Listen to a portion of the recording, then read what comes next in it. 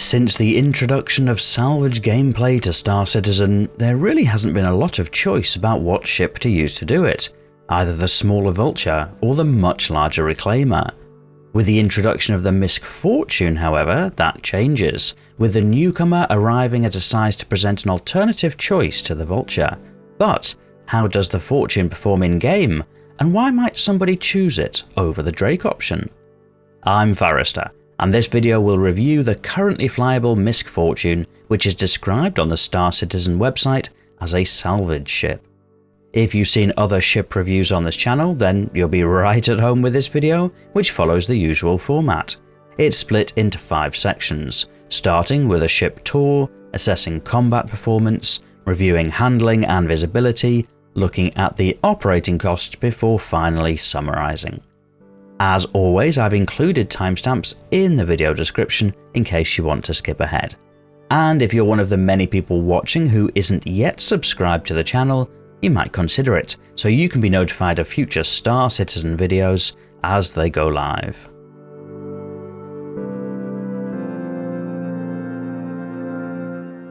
And we'll start the tour of the Fortune approaching the right or starboard side.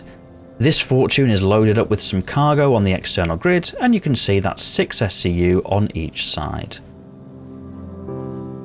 At the rear of the ship is a button which deploys the cargo elevator. This has got a grid which stores up to 4 SCU, but in this case I've left 2 SCU blank just to make it a little bit easier. On the port side of the ship is another 6 SCU cargo grid, and at the front is the ladder. There are 2 small buttons on the front left side which bring the ladder down. There is technically an airlock here with a front and rear door. Coming up the ladder brings you into the habitation area. Right at the front of the ship is the cockpit. There's a comfortable chair with a glass canopy going all around.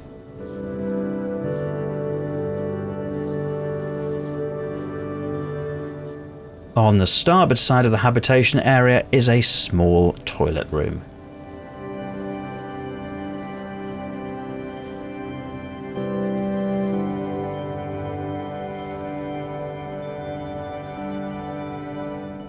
And then within the main habitation area there is a bed, as well as some component access for shield generator and the like. Beneath the bed is access to the personal storage available on the ship. At the front of the port side is a small relay station. Unfortunately it's not enclosed, so the default F to grab a relay is always popping up, and there's also an engineering terminal, not currently working in-game as of port patch 4.0. Then there's some more component access hidden away behind some bins, and storage for small weapons or a multi-tool. In the mid-section, which is the salvage section, there are some windows which look out at the cargo grids, and at the rear are some salvage terminals. These can be used to manage each of the export hoppers, and they can also be used for simple crafting.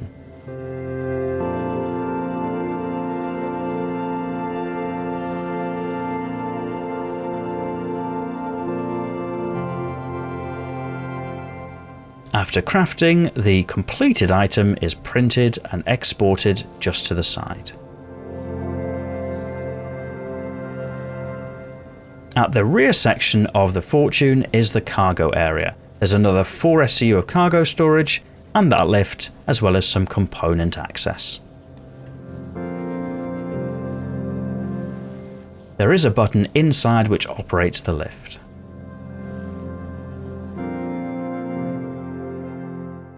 It's sometimes asked on these reviews, why bother including a combat section for what is clearly a non-combat ship? In the case of the Fortune, the answer is simple. 1. It includes weapons and shields, so is worth considering how they might be used, and 2. It's a salvager, so if it can effectively kill enemy ships, it creates its own salvage. Spoiler alert, it struggles with that, obviously. The Fortune, much like the Prospector it's based off, carries two size 1 weapons, defaulting to Bulldog laser repeaters. They're very weak, so the only viable targets are smaller ships and fighters. And smaller fighters are hard work to engage with the Fortune owing to how sluggishly it flies, so predictably it struggles. Thankfully, the Fortune does carry 3 size 1 shield generators, which gives it at least some semblance of defences before trying to disengage from a fight. Realistically, it doesn't buy you long, especially if switching to nav mode, but it's a fair showing for a ship at this size point. So yes, the Fortune does struggle in combat, but it's not technically totally useless. For those persistent enough, it can deal with some low-end combat missions.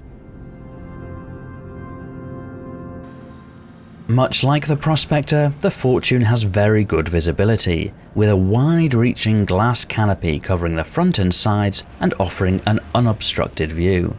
Some of that glass continues below the ship, which is helpful when landing, and aside from a console blocking some of the view at the top, it's still possible to see above too. Handling-wise, the Fortune flies much like the Prospector. It's fast enough for what it does, but certainly feels heavier than a fighter.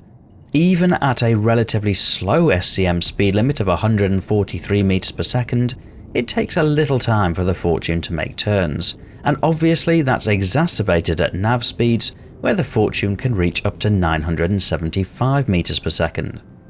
When planetside, the Fortune does benefit a little from VTOL thrusters, which rotate the main engines to give a little more vertical lift, although given that the ship is quite light, it's not really necessary in many a situation.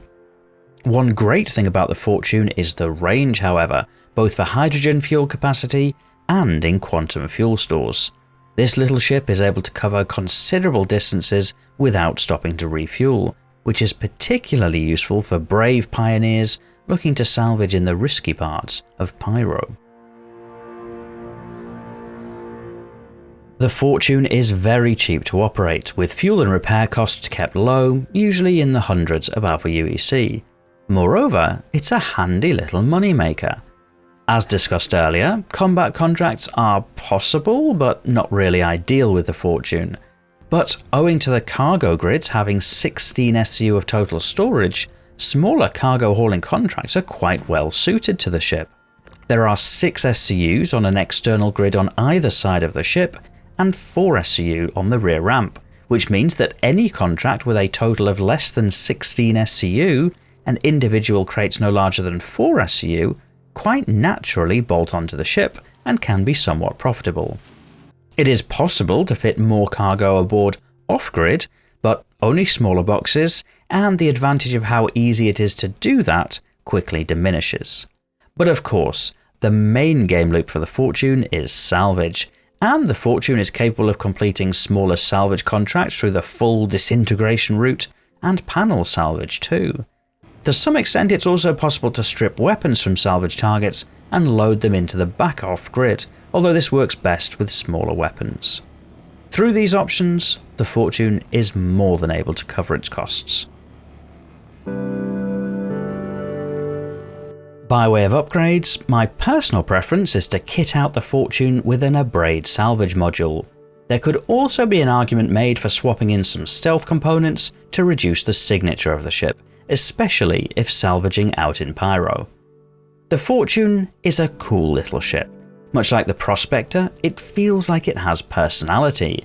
It presents a nice view of what you're doing, and in an environment which also includes a bed, making it possible to stop and log out whenever you choose.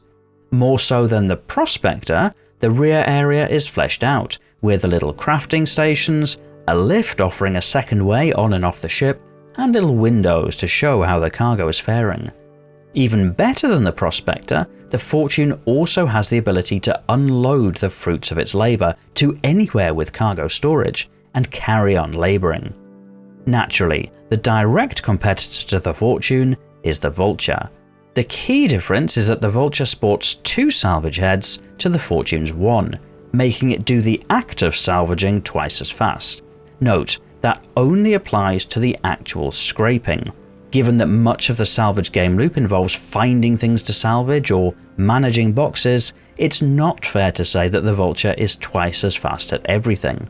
And the Fortune looks to simplify one of the challenges of the Vulture by improving the experience of unloading crates. The hopper can be set to automatically eject crates to one of 12 SCU of grid storage, meaning it's theoretically possible to salvage up to 25 SCU before needing to manage boxes. That compares to the Vulture, which has to do so at least every 13 SCU. Those crates are stored externally, which, assuming you're somewhere trustworthy, is also an advantage, able to be offloaded from the ship more quickly than the Vulture.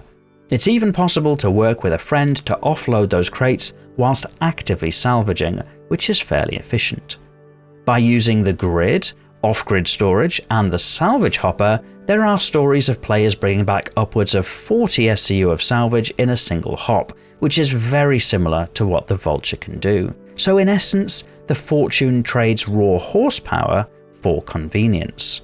Both are viable choices, and both cover off entry-level salvage gameplay well, but as yet, the Fortune isn't available for in-game prices, as is the case with other newly launched ships. This means that to get one, you'd need to fork out at least $160. That's marginally cheaper than buying a Vulture today, but the Vulture originally launched at a cheaper price of $120. More compelling is perhaps the in-game purchase price of the Vulture, at 2.6 million Alpha UEC, which is fairly accessible to even players with starter ships. So, in summary, I like the Fortune. It's a fun little salvager. It's different enough to the Vulture to justify why you'd choose one over the other, and the trade-offs between them aren't big enough to make one considerably better and invalidate the choice of the other. Personally, and I'm surprised to be saying this, I'd stick with the Drake offering, as it feels a little more efficient and has an accessible in-game price, but I can see the Fortune as a very valid choice for people too, and I've certainly enjoyed flying it. But what do you think of the Fortune? Are you Team Drake or Team MISC for this one? I look forward to reading your thoughts in the video comments. If you enjoyed this video, you might press the like button to help me understand what videos to make more of in future, and if you're not yet subscribed to the channel, you might like to do that too, so that YouTube knows to show you more videos like this in future. But otherwise, and as always, thank you for watching.